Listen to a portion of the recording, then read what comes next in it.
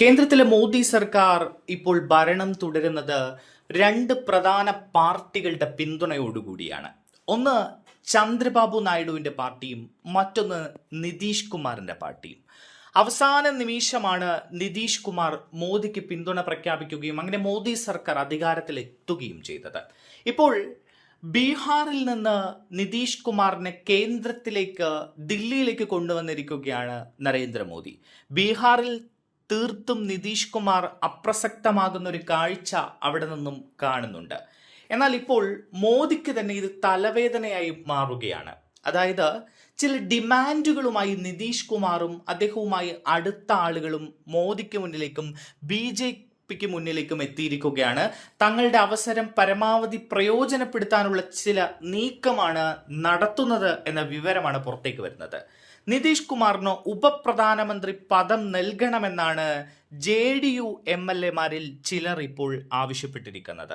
കേന്ദ്രമന്ത്രിയായും മുഖ്യമന്ത്രിയായും 20 വർഷം അനുഭവ സമ്പത്തുള്ള നേതാവാണ് നിതീഷ് കുമാർ. അദ്ദേഹത്തെ ഉപപ്രധാനമന്ത്രിയാക്കിയാൽ ബീഹാറിലെ ജനങ്ങൾ സന്തോഷിക്കും. സോഷ്യലിസ്റ്റ് നേതാക്കളിൽ അവശേഷിക്കുന്ന ഏറ്റവും വലിയ നേതാവാണ് നിതീഷ് കുമാർ എന്നും MLA പങ്കജ് മിശ്ര പറഞ്ഞിരിക്കുകയാണ്. അത് പരസ്യമായിട്ടാണ് അദ്ദേഹം പറഞ്ഞിരിക്കുന്നത്. കേന്ദ്ര മന്ത്രിസഭാ പുനഃസംഘടന ഉടനെ തന്നെ ഉണ്ടാകും എന്ന സൂചനകൾക്കിടെയാണ് ഇപ്പോൾ JDU സമ്മർദ്ദം ശക്തമാക്കി രംഗത്തെത്തുന്നത്.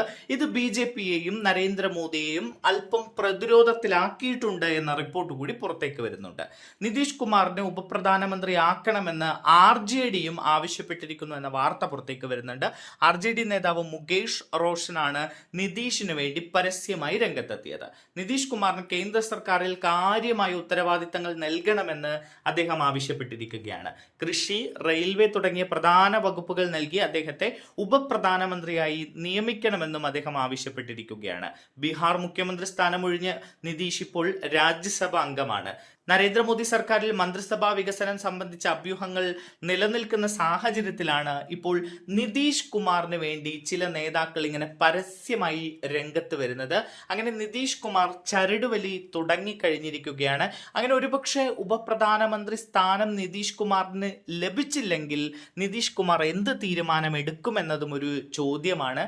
പെട്ടെന്നൊരു കടുത്ത തീരുമാനത്തിലേക്ക് നിതീഷ് എന്തായാലും പോകാൻ സാധ്യതയില്ല. കാരണം ബീഹാറിലടക്കം വലിയ നീക്കങ്ങൾ നടത്തുകയാണ് നിതീഷ്. അതുകൊണ്ട് തന്നെ ഇപ്പോൾ ദില്ലിയിലേക്ക് വന്നത് ചില ലക്ഷ്യങ്ങൾ മനസ്സിൽ കണ്ടുകൊണ്ടാണ് നിതീഷ്. ഉപപ്രധാനമന്ത്രി എന്ന ലക്ഷ്യമാണ് അതിൽ ഏറ്റവും പ്രധാനമായിട്ടുള്ളത്. ഇത് മോദിക്കും അമിത്ഷായ്ക്കും വലിയ തലവേദനയായി മാറിയിരിക്കുകയാണ് ഇപ്പോൾ.